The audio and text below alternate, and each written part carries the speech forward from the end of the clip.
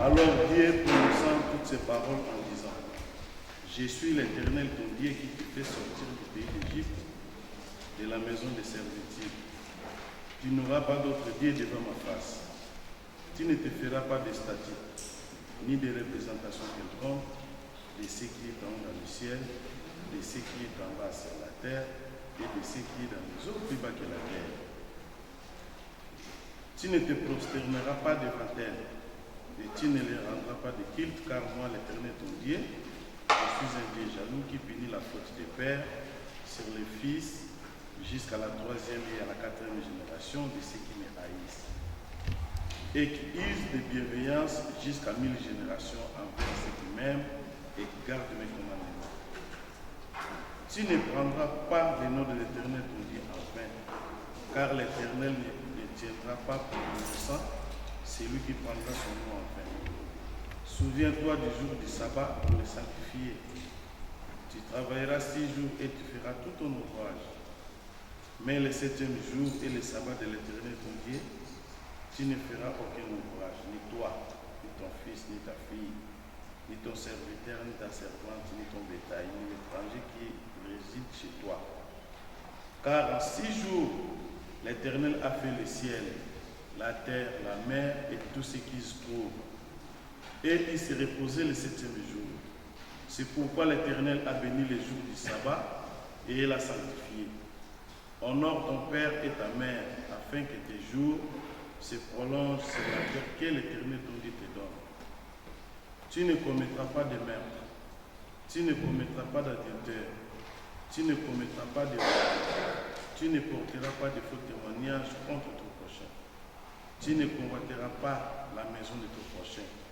Tu ne convoiteras pas la femme de ton prochain, ni son serviteur, ni sa servante, ni son bœuf, ni son âne, ni rien qui soit à ton prochain. Amen. Eleki lisusu na tour ya bayembi kaka ndenge toyembelaki na premier tour.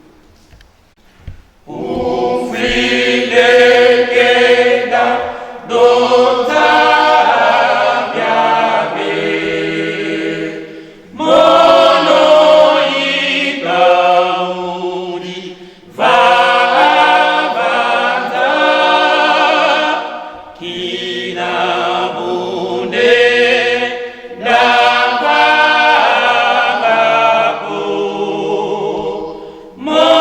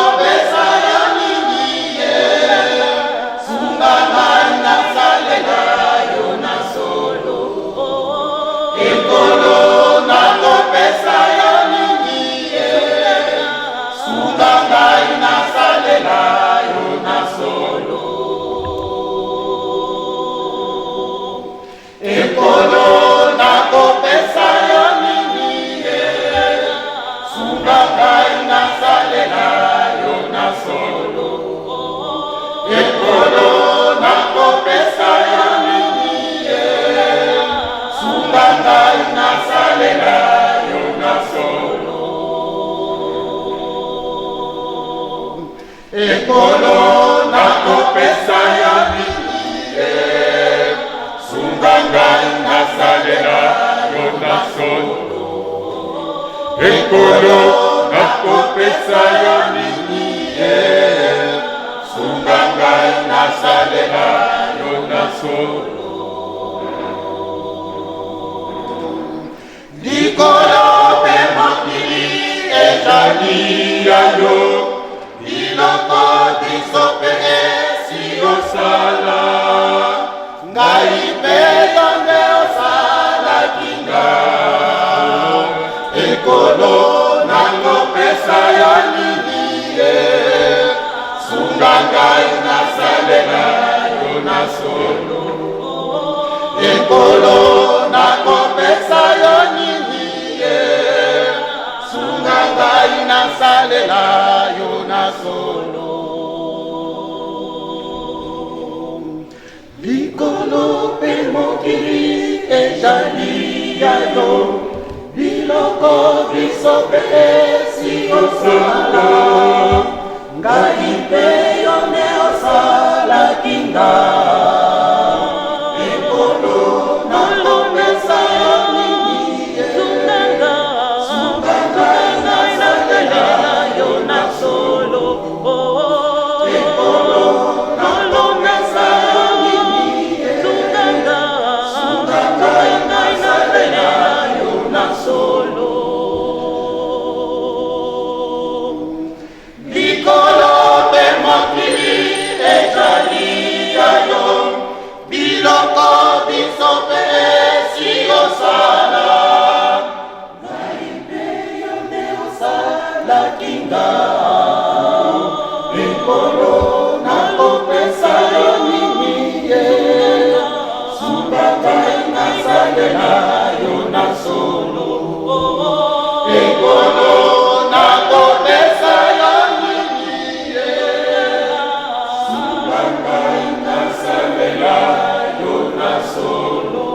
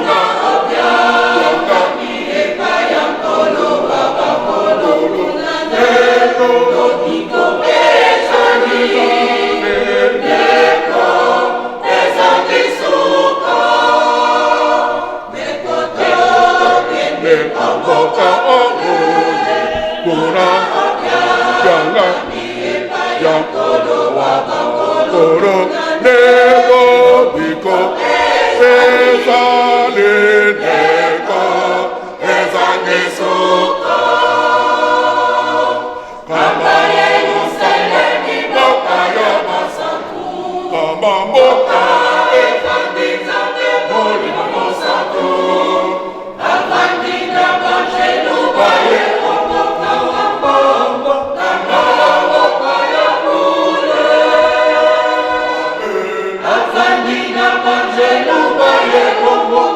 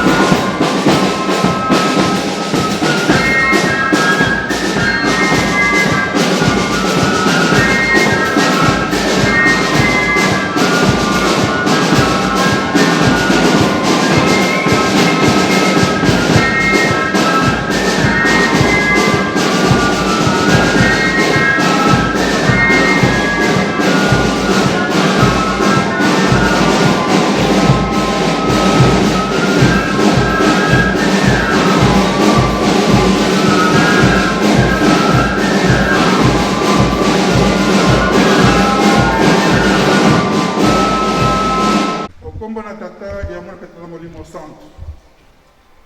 Papa qui solokele Charles Nzambe na biso. Papa dialunga na kangani molimo santo Nzambe na biso. Papa diange na kuntu molimo santo na basatu papa simeki ba mpengani tikete bokumisa malabino. Papa lelo ezali mokolo monene mokolo bule. Oyo pesa ki biso bana ba yo. Poto okunza peto okwembelela yo Nzambe na biso. Tata mwana tata molimo mosantu. Toleki na troisième partie na biso oyo kotangaka kanda oyo amateya. Na kosenga penza tozala un peu silence surtout na bakiti osala mwa makelele po micro eza te po tokoka koyoka na penza malamu. Tokosalaka mwa rappel na baninga oyo baye na nsima. Totangaki mokanda wa yambo Psaume de David na chapitre 34 tozwaki kaka verset moko verset 10. Nsima nango toye kotanga na mokanda ya mibeko. Mokanda ya mibeko tozwaki yango na Exode chapitre 20 verset 1 à 17. Sikoyo tokotanga troisième lecture na biso na mokanda ya Deutéronome 31 chapitre 31 verset 28 à 29. Deutéronome 31 verset 28 à 29. Etangele ezali boye na komba tata mwana molimo santo. Assemblez devant moi tous les anciens de vos tribus et vos officiers. Je dirai ces paroles pour qu'ils les entendent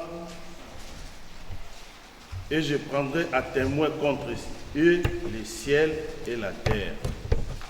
Car je sais qu'après ma mort, vous vous corromprez honteusement et que vous écarterez de la voie que je vous ai prescrite. Et le malheur vous arrivera dans les temps à venir, quand vous ferez ce qui est mal aux yeux de l'Éternel, au point de l'irriter par l'œuvre de vos mains, na komba tata mwana molimo santo. Amen. Tobondela. Nzambe papa kisolokele lukelo, Nzambe papa dialunga na kiangani, Nzambe papa diange na kontima, bino basatu. Na tata moko papa Simon Kimbangu kiangani.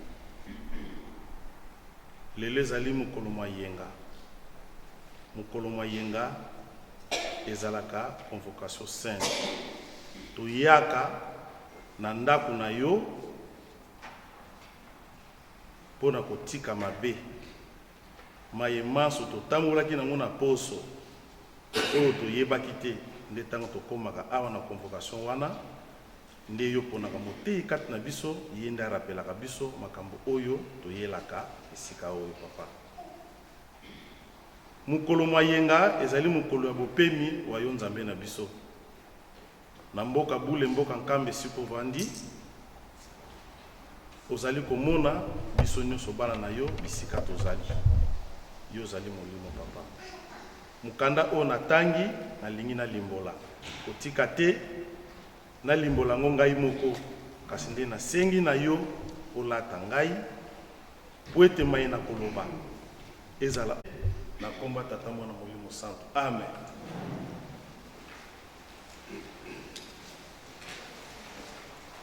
Tutangaki mukanda ya Psaume. Psaume o tutangi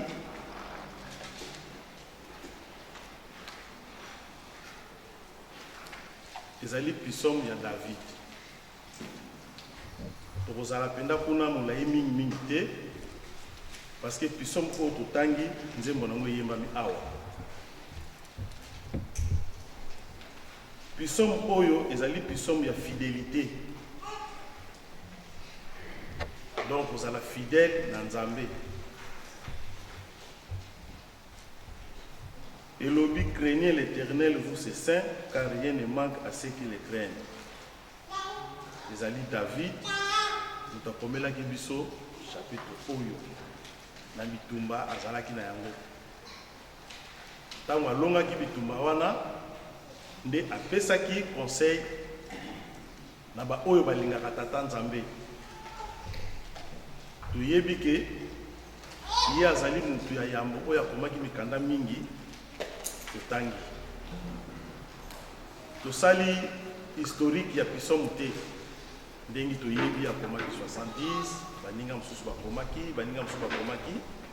Tosali historique te mais tokei kaka na mama ya likambo parce que Psaume nyonso kobanda na 1 tina 150 nyonso ezali ya kokumbisa tata Nzambe mais na ba circonstances différentes. Mosusu azalaki na tango mosusu azalaki na mawa akumbisi tata Nzambe.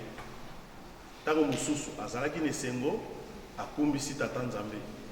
Tango mosusu pe azalaki bitumba azoko benga tata Nzambe asalisa ye.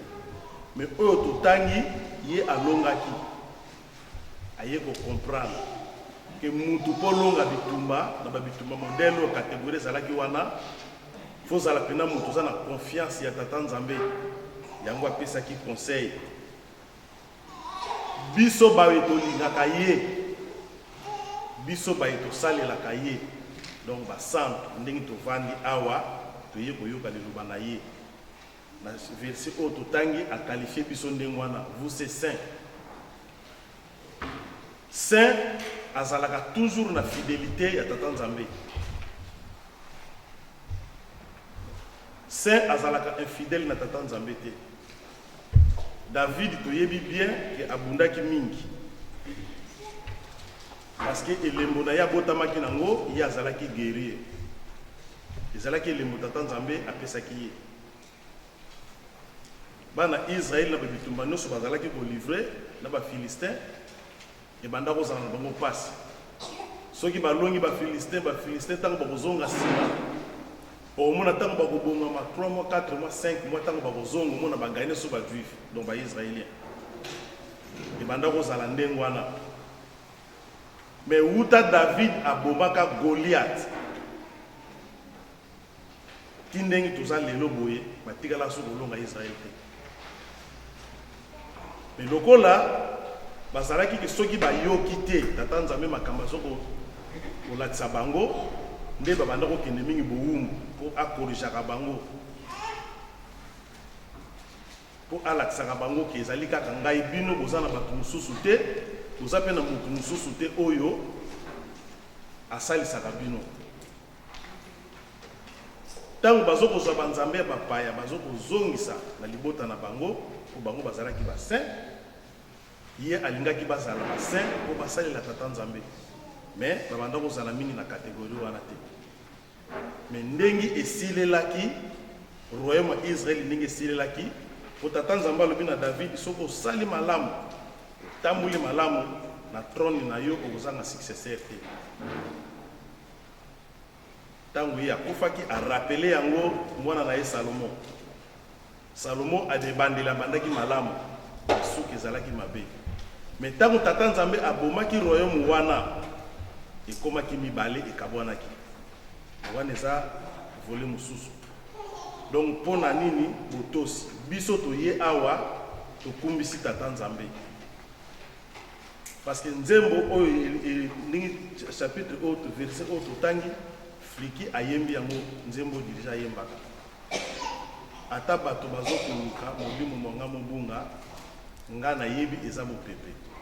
Donc ceux qui ont yebi que ça nango mopepe parce que ozo s'attendre que tata Nzambe akosalisa yo donc oza na confiance. Donc ozo bima saint na minute ona po mabi pepe nous soit satana ye akolexila yo yango. Yango wana tozala na confiance. Tata Nzambe ye akosalisa biso. David azalaki na confiance mingi ya tata Nzambe tanga yembaki alobaki likambo oyo po ayebaki ki alongi etumba apesi pe conseil na baninga. Tozala na confiance tobanga tata Nzambe po epai na ye eloko ezangi te. Soko zotambola malamu nyonso kosenga epai na ye tokozwa yango. Na biso tokolumi na mingi te, toleki na mibeko. Na mibeko totangaki na Exode. Totangaki na Exode 20. Ndingi totangelaka yango mokolo mokolo. Mibeko historique nango ezalaka kaka moko.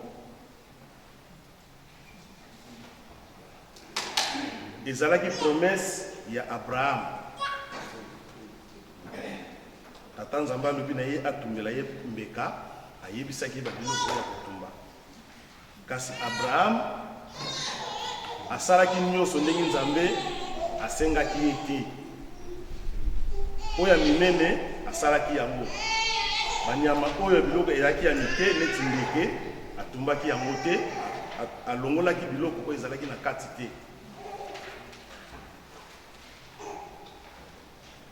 Atumbaki yango kaka ndenge wana, Tata Nzambe asepelaki te.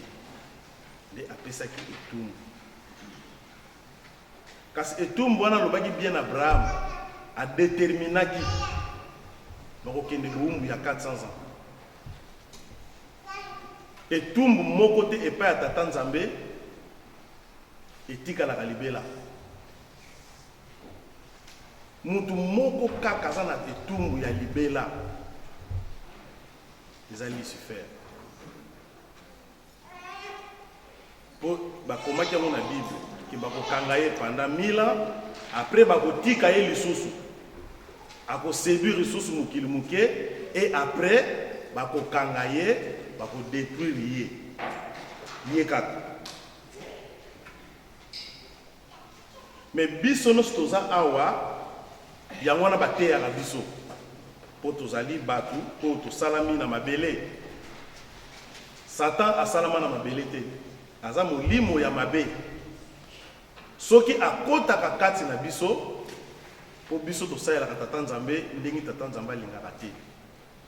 Bana Israël, tango Abraham azwaki promesse wana, balobi na ye ke badescendant na yo bakozala bawumbu.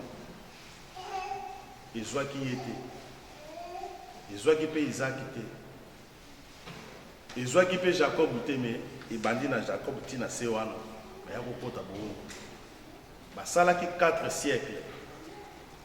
30 ans wana ezalaki po Tata Nzambe a préparé Moïse pour abimisa bana Israël. Toyebi bien ke babimaki 600 000. Na 600 000 wana balobaka bakontaki 600 000 bato oyo bazalaki makasa kobunda etumba. Mais na kokota na bango bakota kaka toyebi ke mibale ba oyo Tata Nzambe abongisaki po bakota. Mais po bakota na mokili wana batindaki bato 12 bakende nanu kotala mokili oyo bakokende soki eza ndenge nini. Bango tango bakendeki kuna kotala, tango bazongaki ndenge balobelaki bato mingi balembaki te. No bato toke kotala kuna baza penda bato ya baingambe penda ne tolobaka na lingala. Donc bato moko ya makasi. Donc biso tebiso tokokoka bango ekomaki déjà lokola doute. Bakeleli ezalaki. Na 12 wana ezalaki pe donc na chaque tribu batinda badelegaki mutu donc bazalaki complet. Mais interprétation ba mususu na ndenge masenginya ba comprenaki te parce que bazalaki na confiance à Tata Nzambe te. Nde ba oyo bakotaki ezalaki bana oyo babotamaki na nzela, nde bango bakotaki na mboka ya elaka. Wana ezali historique ya Exode. Lelo biso tokolobela nini? Tokolobela mobeko ya misato. Tokolobela mobeko ya misato. Mobeko ya misato elingi koloba boye. Tu n'auras pas d'autre Dieu devant ma face. Po mibeko ezalaka na parti mibale. Kobanda na 1 tina 10 to tina 11. Tata Nzambe alobaka oyo ya ye epai na biso bato. Après soko bandi 12e ebandi okotosa tata na mama po ebandaka wana siko wana ya biso. Et bandi wana sikoyo to sa tata na mama po mela mingi ko sala boye ko lula te wana tata nzamba lobili biso mais na likolo kuna tozo le place dans 3e verset et lobili ye ya zo lobaki ko kozala na nzambe mususu te liboso na ngai kozala na nzambe mususu te ezali nini batata ba mama biso na tango wana tata nzambe soka pikisaki bango Moïse azalaki lokola azalaki guide na bango mais biso na tour na biso olobi ya kala olobi ya sika tuza na papa Simon Kimbangu il a fallu na ye moko abotama tango abotamaki nzambe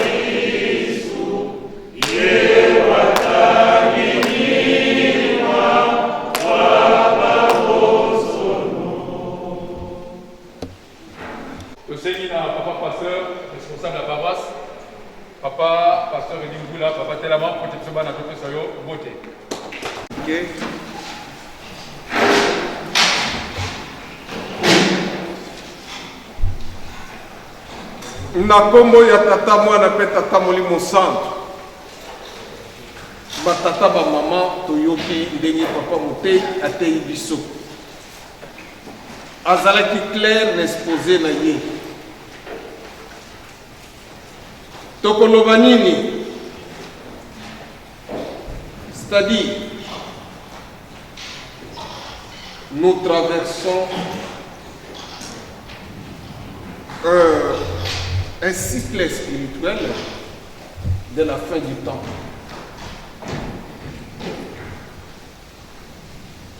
Motiango na mituna biso,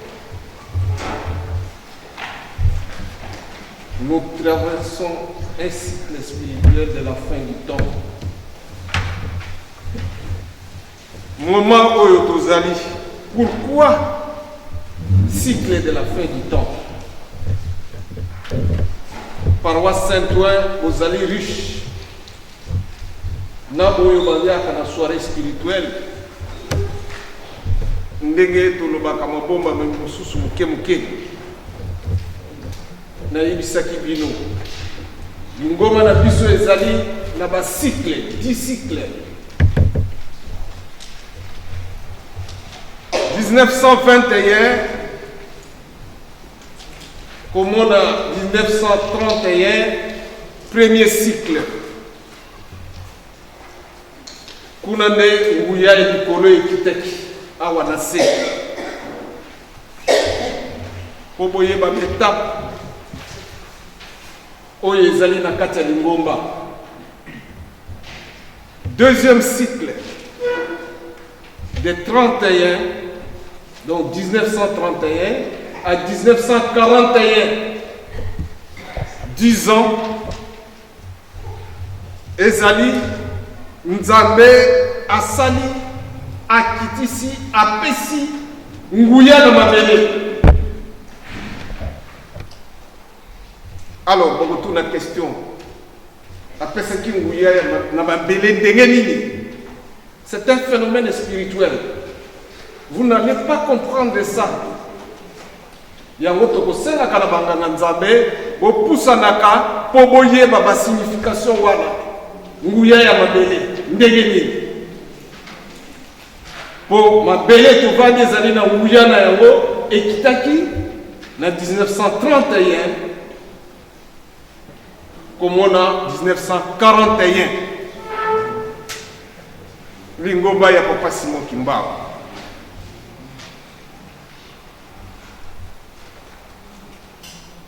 Troisième cycle ezali de 1941 à 1951. Kuna tokomona nini? Nguya ya kugere bawe bakufi. Nguya ya kugere bakufi. Bawe. Papa ndenge azali wana akoko bega muwe ya ye basololi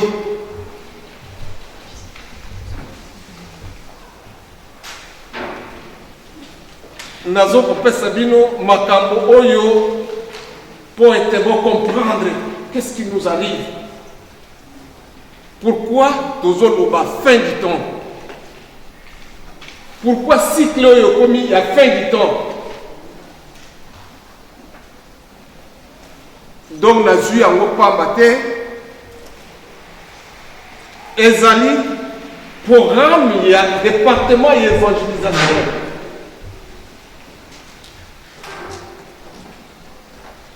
Nguya Bougéré Bawe. 1951 pour Komona 61, donc 1961, apparition, il y a temple où vous allez dans Kamba. Oh, temple wana Papa Diangue na Kuntima na 1927 asalaki maquette na yango. Maquette. Ya temple. Papa Diangue na salaki maquette na yango na 1927. Pour calculer azalaki na mbula boni. Mais temple kitaki toyebi manœuvre kimanza. Ndenge bayo bisaka biso. Cycle ya 61 au moins en 71 papa a préparé biso lingomba etongama ba paroisse fongwama na monde entier.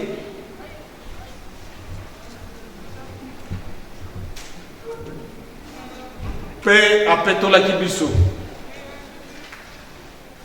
likambo yaki ezali déclenchement, il y avait indépendance.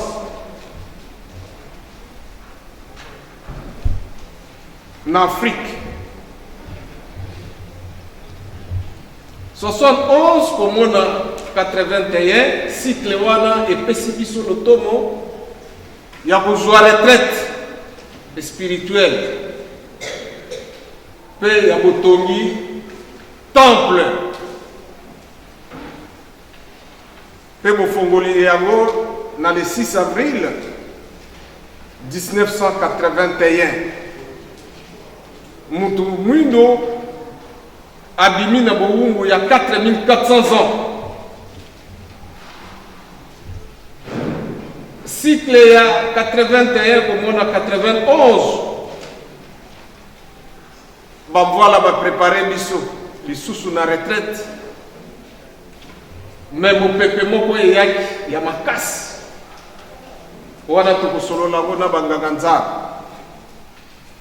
Mais mon pépé wana papa moko rappelé que ngai chiffre 22. chiffre wana ezali chiffre de papa Simon Kimbangu Kiangani soko lingo joyeux, il faut quand on a jeu spirituel la chiffre 22. Soko oyebi yango te okotika ko joyeux te. Mais ezali passe pour biso bonjoto elati biso. Tozoko comprendre te, tozali wapi, tozoko kende wapi, mais tozali fixé quelque part. Parce que Nzambe azoko tambisa biso.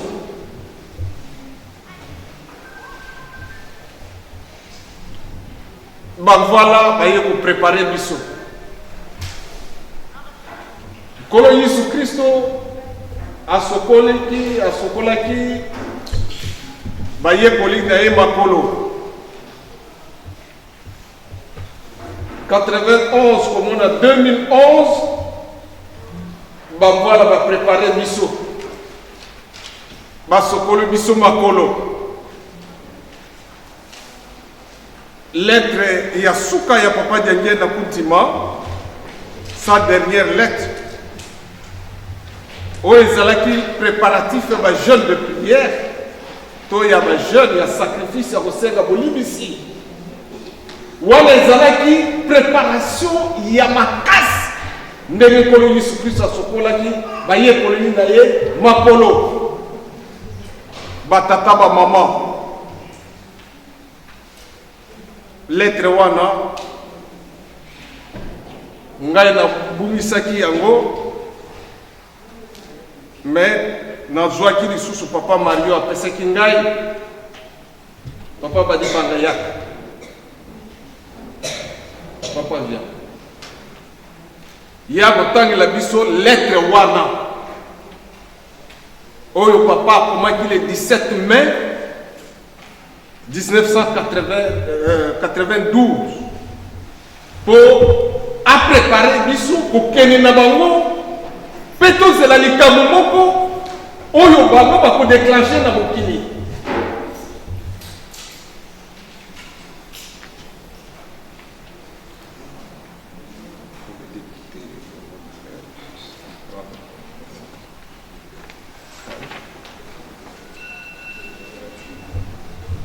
Tolan. Bon, comment on chapitre? Les en a 4. Vous avez le stylo.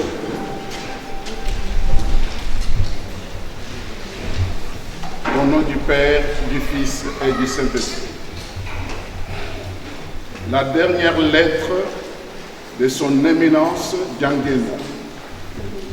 Circulaire numéro 003 DK bar CS EK bar 92. Objet. Les préparatifs au sujet du jeûne. Aux croyants du monde, tous, au nom du Père, du Fils et du Saint-Esprit. Cher papa, maman, et mes chers enfants, avant de demander le pardon du péché de nos ancêtres, Adam et Ève, il nous est demandé de faire grand sacrifice auquel la Sainte Trinité prend plaisir. Ainsi, l'homme doit divorcer avec Satan, car l'homme se sépara de Dieu, son Créateur, dès qu'il pécha, en acceptant la sorcellerie. Genèse chapitre 3, versets 5 à 7. Du temps de Moïse, Dieu lui dit, n'approche pas d'ici, ôte les souliers de tes pieds, c'est-à-dire, purifie-toi de tous tes péchés. Moïse s'est soumis à la recommandation de Dieu en abandonnant tout ce qu'il avait hérité de la maison de Pharaon. Ainsi, l'Éternel se servit de lui. Au moment de sa mort, Satan disputa son corps, mais l'Éternel ne l'accepta pas, parce qu'il se dépouilla de tous ses péchés Exode chapitre 3, verset 5. Jude chapitre 1, verset 9. Lorsque les habitants de la ville de Ninive entendirent la parole de Dieu, ils se repentirent et ils se couvrirent de sacs.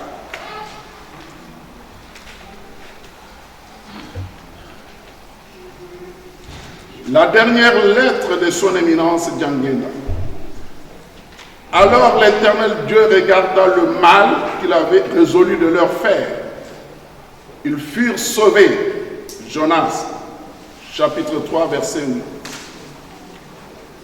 Ainsi, considérant la gravité du péché commis par nos ancêtres Adam et Ève, lequel péché nous sépare de Dieu, il nous est recommandé de faire un grand sacrifice, afin de plaire à Dieu le Père, Dieu le Fils et Dieu le Saint-Esprit.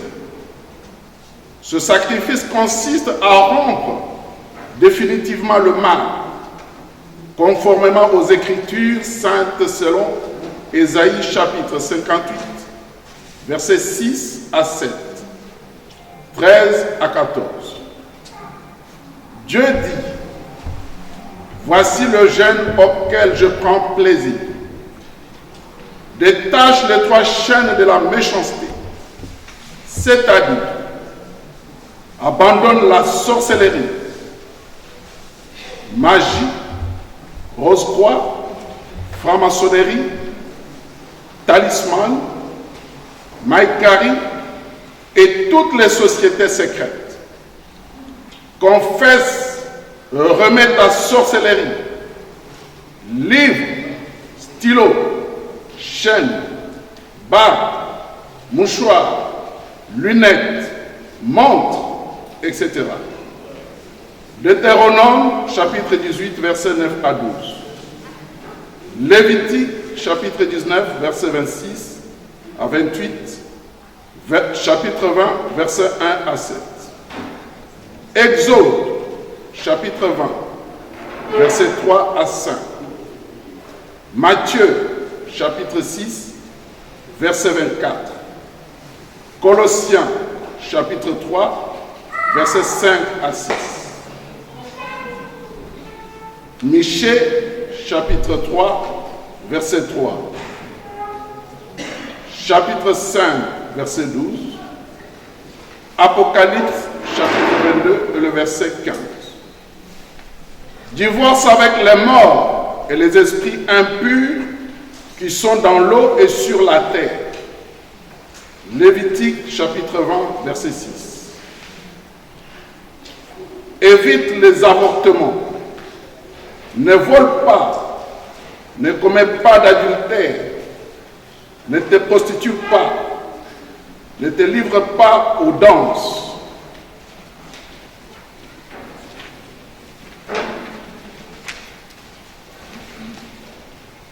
La dernière lettre de son éminence Djangenda.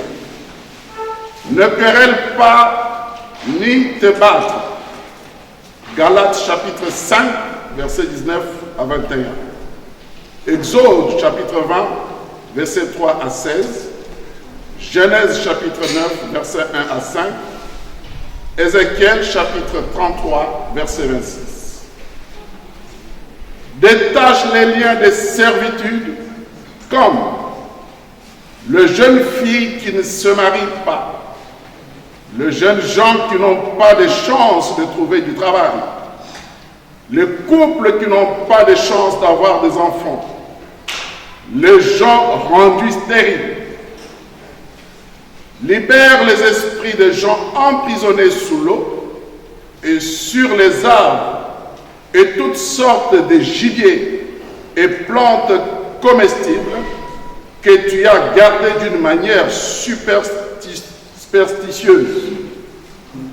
Abandonne toute pratique magique pour gagner de l'argent. Colossiens chapitre 3 versets 5 à 7.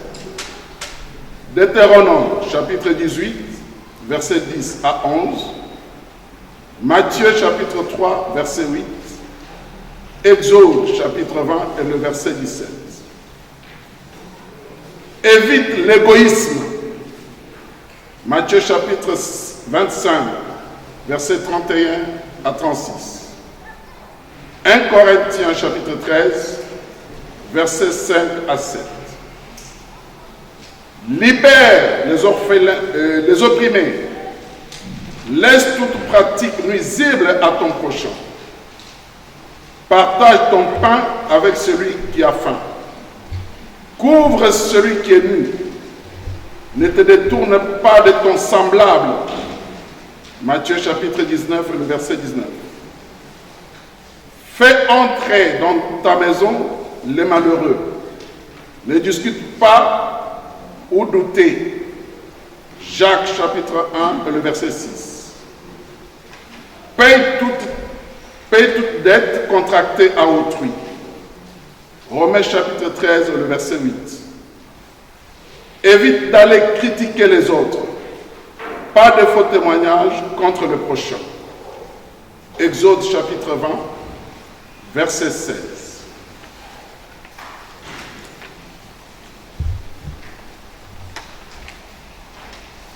La dernière lettre de son éminence Diangenda. Sanctifie le jour de dimanche, sabbat. Ne fais aucun ouvrage. Exode chapitre 20, versets 8 à 11. Repose-toi le jour du Seigneur et glorifie le Seigneur, ton Dieu. Si tu respectes le jour de dimanche, si tu ne te conduis pas selon ta propre volonté, en cherchant tes intérêts égoïstes, ne point te quereller inutilement. Jérémie chapitre 17, verset 21 à 24. Néhémie chapitre 10, le verset 32. Quelques précautions relatives aux jeunes. Notre Seigneur Jésus-Christ nous enseigne dans l'évangile de Saint Matthieu, chapitre 6, verset 18, l'attitude à observer pendant le jeûne que voici. Lorsque tu jeûnes, n'affiche pas un air triste, c'est-à-dire, prends soin de tout ton corps comme à l'ordinaire, en train de jeûner. Ne fais point du bruit à l'église. Matthieu chapitre 21, versets 12 à 13. 1 Timothée chapitre 2, versets 1 à 4. Si tu te déchaînes définitivement du joug de Satan, en mettant fin aux menaces et aux propos injuriés à l'endroit de ton prochain, tu appelleras et l'Éternel te dira alors, mais voici. Ésaïe chapitre 8, verset 9.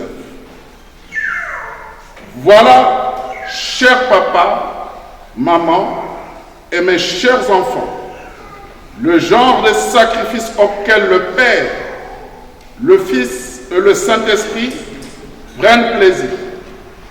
Je sais que c'est difficile, mais faisons la volonté de Dieu afin qu'il puisse nous exaucer en vue de libérer le monde entier de liens de Satan, surtout l'homme noir.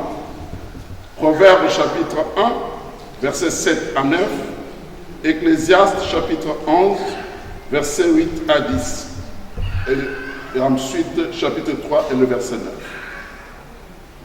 Au nom du Père. La dernière lettre de son éminence Diangenda. Que le Très-Haut vous comble de toute force pour que nous puissions triompher. Que la paix et la grâce du Seigneur soient avec vous. Au nom du Père, du Fils et du Saint-Esprit. Amen. Fête à Kinshasa le 17 mai 1992. Votre Père dans le Seigneur, le représentant légal Diangenda Kuntima, chef spirituel. Na kombo tata mwana pe tata Molimo Centre, toyoki dernière lettre ya papa toyoka kana sango. Ye papa alobaki nini pona biso? Na sacrifice ya sali pona biso andima kolongola biso koboma libala na biso na Satan na le 29 juillet oyo epesaki ye pasi soki okei te okokufa soki mpe okei okokufa likambo nene yango oyo koboma libala na Satan batata bamama lelo ndenge tozali kotala likambo ngo eye ndenge nini toza na cycle spirituel ya fin du temps, c'est-à-dire 2011 2021 dernier cycle wana dernier cycle na kati ya lingoma na biso ezali cycle d'accomplissement de la promesse.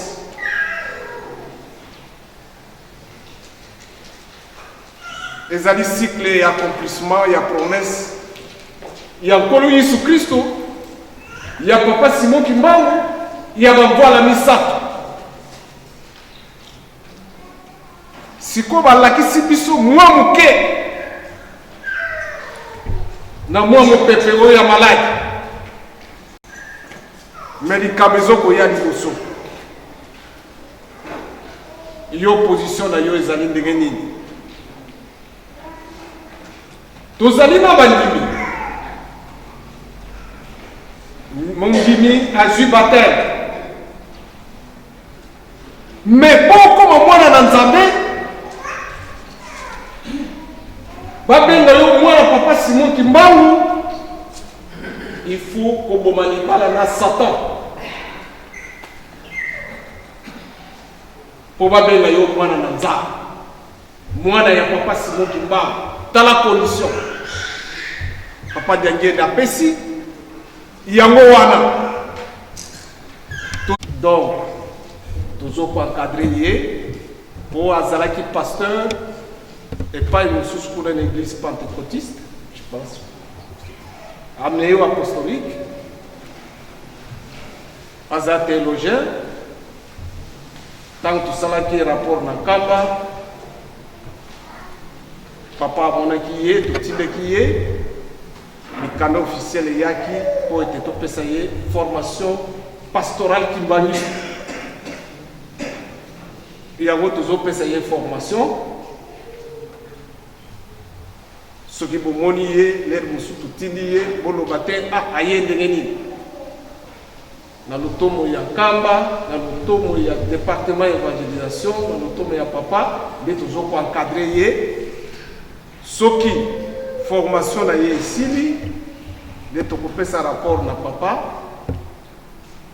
soki papa andimi akomi pasteur 4 na biso na paroisse Saint-Ouen.